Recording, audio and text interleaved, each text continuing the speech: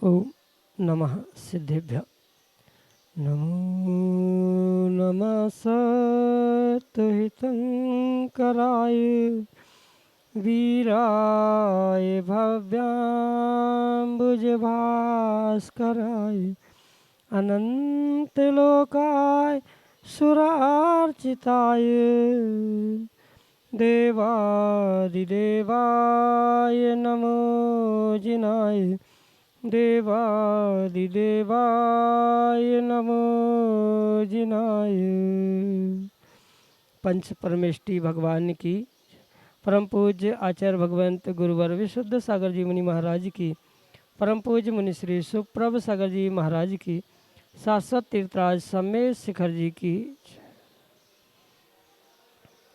वह पावन धरा जिस धरा पर अनंतानंत जीवों ने पुरुषार्थ किया और अनंत सुख को प्राप्त करके अपने उस निराकुलता को, आत्मिक सुख को प्राप्त किया, ऐसे उस पावन धरा से आपको भी वह विधा प्राप्त हो रही है जो आपको कल्याण के मार्ग की ओर ले जाने वाली है।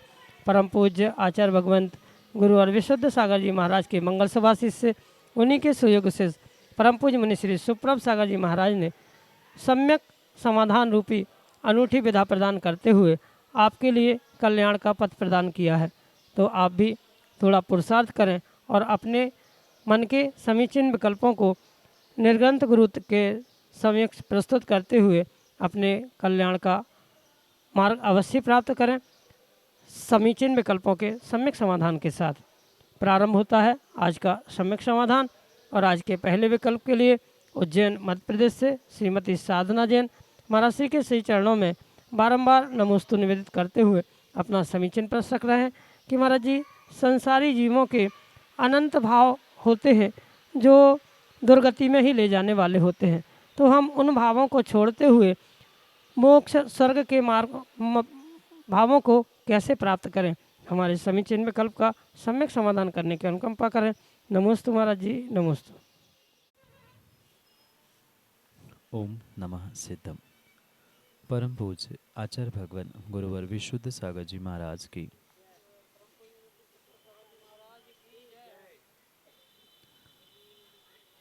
स्वर्ग और मोक्ष, इन दोनों में बहुत अंतर है। कहने के लिए दोनों भी मध्यलोक के ऊपर कहे जाते, पर स्वर्ग संसार है और मोक्ष इस संसार से मुक्ति। जहाँ स्वर्ग संसार की प्राप्ति रूप शुभ गति रूप स्वीकार किया जाता है, वहाँ उस स्वर्ग की प्राप्ति के लिए परिणामों की, भावों की, कर्म बंध की तो आवश्यकता होती है, कर्माश्रव की भी आवश्यकता होती है, पर मोक्ष प्राप्ति के लिए पूर्ण रूप से संसारातीत होना, भावातीत होना, परिणामों का नाश करना, कर्मों का नाश करते हुए आश्रव बंध की व्यवस्था से दूर होना, ये सभी कार्य मोक्ष के लिए आवश्यक होते। इसलिए स्वर्ग प्राप्त करने के लिए तो भावों की, परिणामों की आवश्यकता है, पर मोक्ष प्राप्त करने के लिए भावों की, परिणामों की नहीं, अपितु भाव, परिणाम, कर्म आदि सबसे दूर होने की ही आवश्यकता है। जहाँ शुभ भावों से, सम्यक की प्राप्ति से, दूसरे जीवों के प्रति दया करुणा के भाव रखने से, अहिंसा परिणामों से, साथ में जो निश्चलता से व्रतों की प्राप्ति करना, शील की प्राप्ति, व्रतों की प्राप्ति से, सम्यक दर्शन की प्राप्ति से, इन सभी परिणामों से सम्यक दर्शन के साथ होने के कारण से स्वर्ग की प्राप्ति हो सकती है। कुछ अंशों में मिथ्यात्व के साथ भी स्वर्ग की प्राप्ति होती है, पर वह कल्याण का मार्ग नहीं है। पर सम्यक दर्शन के साथ जो कार्य एक जीव करता है, शुभ क्रियाओं को प्राप्त करता है, उन शुभ क्रियाओं से बाल तप से सभी जीवों के दया करुणा भावों से ये स्वर्ग की प्राप्ति होना संभव हो सकता है। और रही बात मोक्ष की, तो इन सभी भावों से मतलब पुण्य से, पाप से, शुभ से, अशुभ से, कर्माश्रव से, कर्मबंध से पूर्ण रूप से दूर होने से, पूर्ण रूप से उससे पृथक होने से ही मोक्ष की प्राप्ति। क्योंकि आचार्यों ने लिखा है कृष्ण कर्म विप्र मोक्षो मोक्ष, यानी सभी प्रकार से कर्मों से दूर होने से ही मोक्ष होता है। और जहाँ भाव है, परिणाम है, वहाँ कहीं न कहीं कर्म आश्रव कर्मबंध होता है। और कर्माश्रव कर्मबंध के निमित्त से संसार ही हो सकता है, मोक्ष नहीं हो सकता। इसलिए परंपरा से स्वर्ग प्राप्त करते हुए मोक्ष प्राप्त करना ये शुभ भावों का, शुभ परिणामों का कार्य हो सकता है। मतलब वर्तमान में शुभ परिणामों से, पुण्य क्रियाओं से जीव स्वर्ग प्राप्त करे और आने वाले समय में उस स्वर्ग नरक आदि सभी कर्मों का या सभी गतियों का नाश करते हुए मोक्ष प्राप्त करे। साक्षात मोक्ष के लिए कर्मों का नाश ही कारण है, पर परंपरा से जो स्वर्ग देने के लिए शुभ कारण कहे जाते हैं, शुभ परिणाम कहे जाते हैं, वो जैसे स्वर्ग के लिए निमित्त है, वही मोक्ष के लिए परंपरा से निमित्त है। यानी क्रम क्रम से आने वाले कुछ पर्यायों के बाद स्वर्ग होने की संभावना है। और ये भी ध्यान रखें कि वहाँ पर स्वर्ग प्राप्ति के लिए या मोक्ष प्राप्ति के लिए जो किसी संप्रदाय, किसी जाति की आवश्यकता नहीं है, अपितु तत्वों का निर्णय, दिगंबर भेष प्राप्त करना आदि मोक्ष के लिए आवश्यक है। और स्वर्ग के लिए तो सामान्य रूप से जो भी शुभ परिणामों के साथ पुण्य कार्य करता है, वह सभी संप्रदाय, सभी स्थानों में, सभी प्रांतों में, क्षेत्रों में, देशों में जन्म लेने वाला स्वर्ग जा सकता है। पर मोक्ष जाने के लिए मात्र और मात्र दिगंबर मुनिराज का भेष प्राप्त करना ही आवश्यक है। और वह इस जैन कुल में जन्म लेने से, उसके श्रद्धान को प्राप्त करने से, तत्वों के निर्णय करने से ही संभव है। इसलिए दोनों की व्यवस्था भिन्न भिन्न रूप से समझते हुए उसका वैसा ही निर्णय करने की आवश्यकता है, जो कि आपके लिए सम्यक समाधान से। महेंद्र जैन, इंदौर, मध्य प्रदेश से महाराज श्री के चरणों में बारंबार नमोस्तु निवेदित करते हुए अपना समीचीन प्रश्न रख रहे हैं कि महाराज जी, गुप्त दान का फल अधिक है या बोली लेकर दान देने का? जैसे शांति धारा, अभिषेक आदि की जो बोलियां होती हैं, तो उसमें हमें बोली लेना अधिक लाभकारी है या गुप्त दान डालकर हम अभिषेक शांति धारा करें? हमारे समीचीन विकल्प का सम्यक समाधान करने की अनुकंपा करें। नमोस्तु महाराज जी, नमोस्तु। दान अनेक प्रकार से होता है और उस दान की व्यवस्था को जैसे वर्तमान में अनेक क्रियाएं होती है, उन क्रियाओं के परिप्रेक्ष्य में समझने की आवश्यकता। मतलब किसी क्रिया को लेकर जो श्रावक बोली लेता है, उस बोली के माध्यम से दान देना, ये भी आगम की व्यवस्था है। और गुल्लक आदि में भी पैसे डालते हुए दान देना, ये भी आगम की ही दान की व्यवस्था है। क्योंकि चार संघ को चार प्रकार का जो दान कहा है वह तो है ही, उसके अलावा जो 7 स्थान कहे हैं, उन 7 स्थानों पर भी दान स्वीकार किया जाता है या उसे दान कहा जाता है। जिन यात्रा, जिन महोत्सव, जिन बिंब, जिन आगार आदि आदि के निमित्त से जो 7 स्थान कहे हैं, वहाँ दिया जाने वाला धन भी, वहाँ दिए जाने वाला द्रव्य भी दान की ही श्रेणी में आता है। पर अगर हम इन दानों में सर्वोत्कृष्ट दान की अगर बात करें, तो सर्वोत्कृष्ट दान आगम के परिप्रेक्ष्य में जो की गुप्त दान के रूप में होता है, गुल्लक के डालने में के रूप में, वह सर्वश्रेष्ठ दान कहा जाता है। क्योंकि अन्य दानों के निमित्त से कहीं न कहीं बदले में कुछ प्राप्त करने की भावना है। जैसे कहीं बोली प्राप्त कर ली शांतिधारा आदि की, अभिषेक की, तो शांतिधारा और अभिषेक की बोली में बदले में आपने कुछ प्राप्त करने की भावना रखी है कि मैं इतने पैसे दे रहा हूँ तो मुझे अभिषेक करना मिले, मुझे शांतिधारा करने को प्राप्त हो। ये जो कुछ प्राप्त करने की भावना है, ये प्राप्त करने की भावना से ही वहाँ पर जो विशेष फल मिलने वाला है वह उतने ही फल तक सीमित होकर रह जाएगा। और उसके परिप्रेक्ष्य में, उसके प्रतिपक्ष रूप जो गुल्लक आदि में दान डाला जाता है, वहाँ कोई भी ये विषय नहीं है कि मैं इतनी दान दे रहा हूँ तो उसके बदले में मुझे कुछ प्राप्त हो। और बिना बदले की भावना से निस्वार्थ रूप से जो भी दान दिया जाता है वह सर्वोत्कृष्ट दान होता है। भले ही 10, 20, 50 रुपए गुल्लक में डले हो, वह श्रेष्ठ दान कहलाता है शांति धारा की बोली या अन्य किसी की बोली लेने की अपेक्षा से, क्योंकि वहाँ कहीं ना कहीं दिखावा है, बदले में कुछ प्राप्त करने की भावना है। जो निस्वार्थता से, बिना किसी उद्देश्य, बिना किसी अपेक्षा से दिया गया गुल्लक में डाला हुआ दान है, वह सर्वश्रेष्ठ दान है। इसका मतलब ये नहीं है कि शांति धारा की बोली या किसी बोली के लेने का मैं निषेध कर रहा हूँ, वो भी करना चाहिए, वह भी अपनी शक्ति के अनुसार करे। पर अपेक्षाकृत दोनों में अगर श्रेष्ठतम कोई दान है तो वो गुप्त दान होता है, क्योंकि वहाँ गुप्तता रहती है। कार्य जहाँ आवश्यक है वहाँ धन का उपयोग होता है।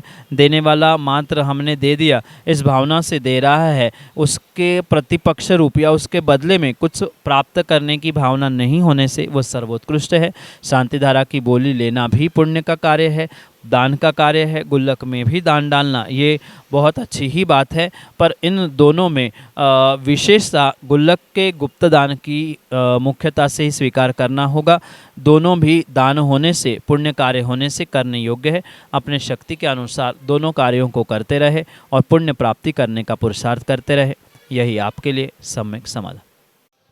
सपना जैन, सागर, मध्य प्रदेश से महाराज श्री के श्री चरणों में बारंबार नमोस्तु निवेदित करते हुए अपना समीचीन प्रश्न रख रहे हैं कि महाराज जी, जैसे संसारी सामान्य जीव, सामान्य मनुष्य स्वप्न देखते हैं, तो क्या वैसे ही स्वप्न मुनिराज आदि महावृत्तियों को आते हैं? हमारे समीचीन विकल्प का सम्यक समाधान करने की अनुकंपा करें। नमोस्तु महाराज जी, नमोस्तु।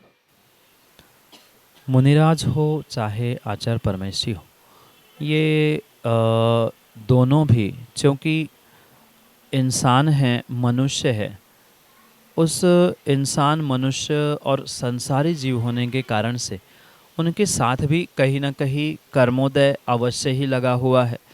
और कर्मोदय व्यक्ति के स्वयं के भाव, इनके निमित्त से ही वह अपनी सुप्त भावनाओं को जो प्राप्त नहीं कर पाता, उन कारणों से ही उनको रात आदि में स्वप्न आते, चाहे वह श्रावक हो चाहे वह साधु परमेष्ठी क्यों ना हो, क्योंकि दोनों भी मनुष्य है, संसारी है। अभी पूर्ण रूप से मुनिराजों के भी संसार का, कर्मबंध का या भावों का, परिणामों का अभाव नहीं हुआ है।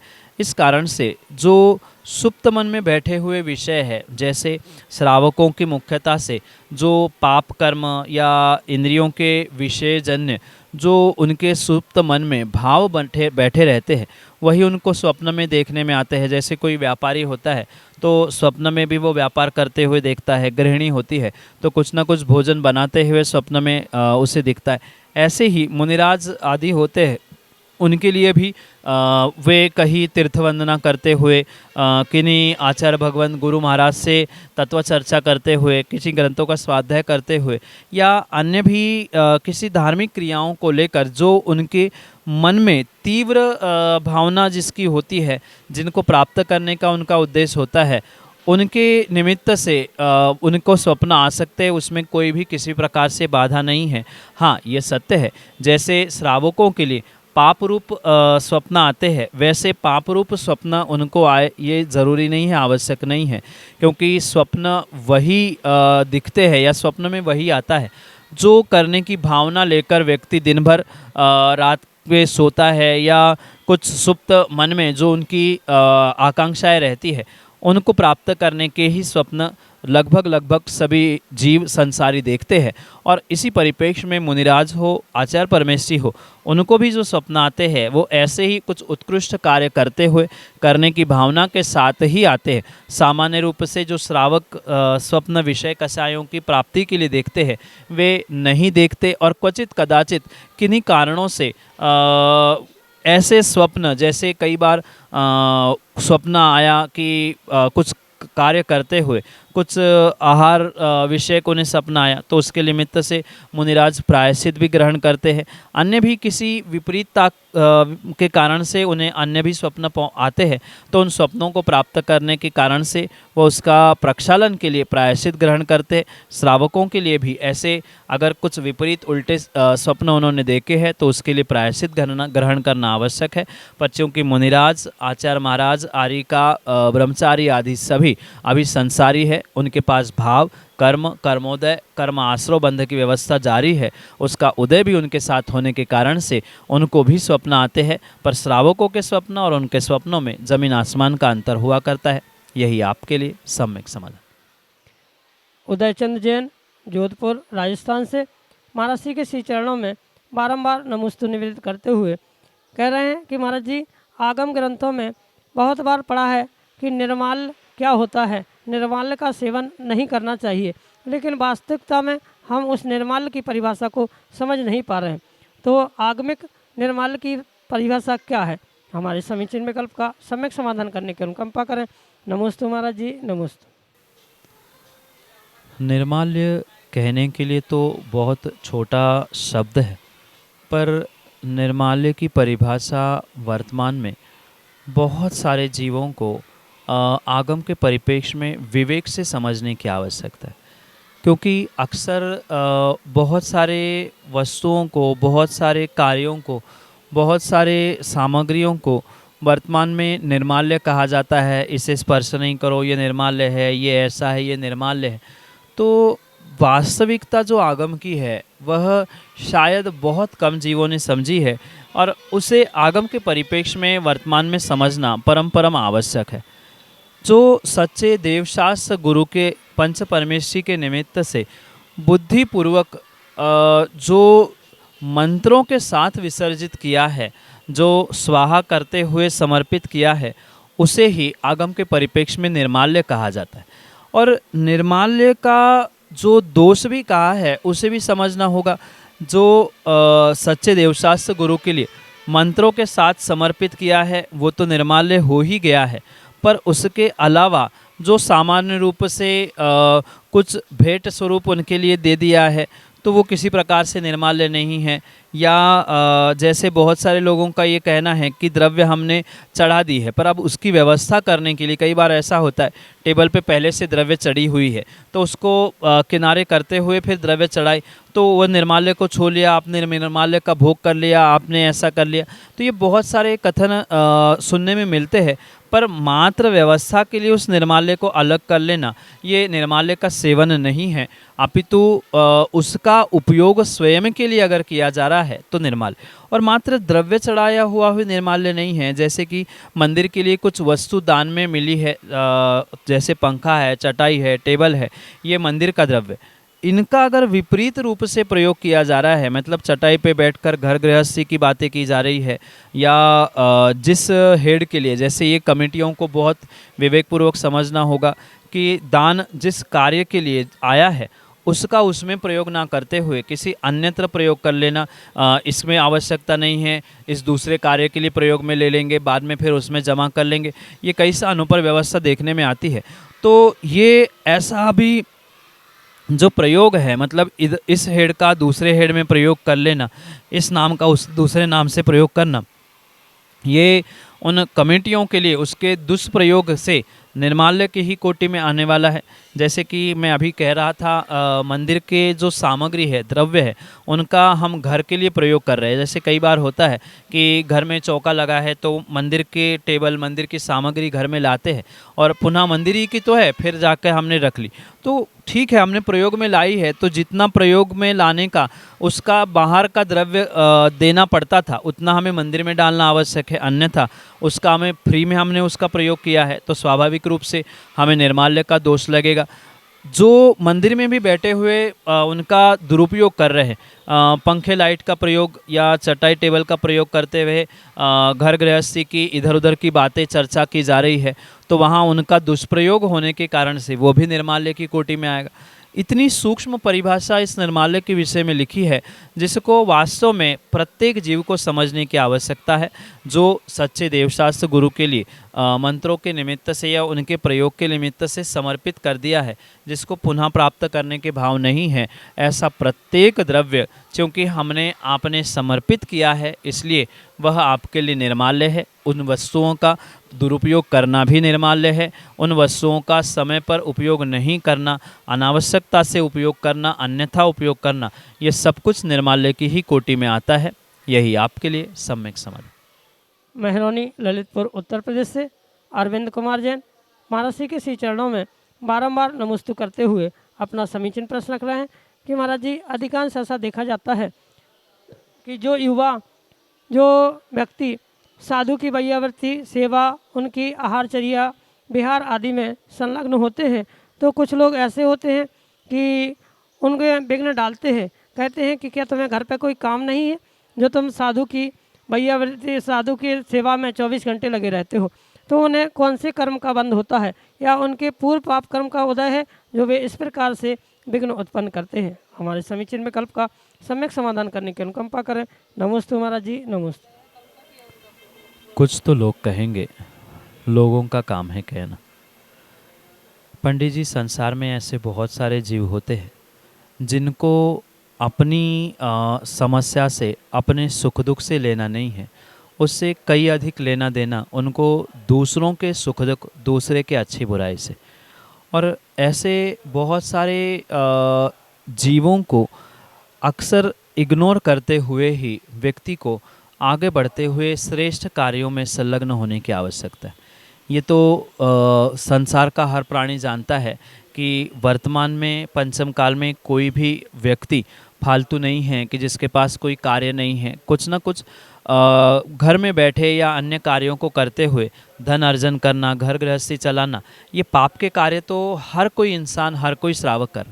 पर सच्चे देवशास्त्र गुरु की सेवा, वैयावृत्ति, उनके विहार में सहयोग करना, विधान आदि करते हुए पुण्यार्जन करना, ये विरला ही पुण्यात्मा कर सकता है। और करने के लिए जो घर परिवार के भी जीव सहज स्वीकृति देते हैं, विश्वास मानना कहीं न कहीं उन जीवों का विशेष पुण्य का उदय है, जिन कारण से वे घर परिवार के जीव भी ऐसे कार्य करने वालों को सहज स्वीकृति देते।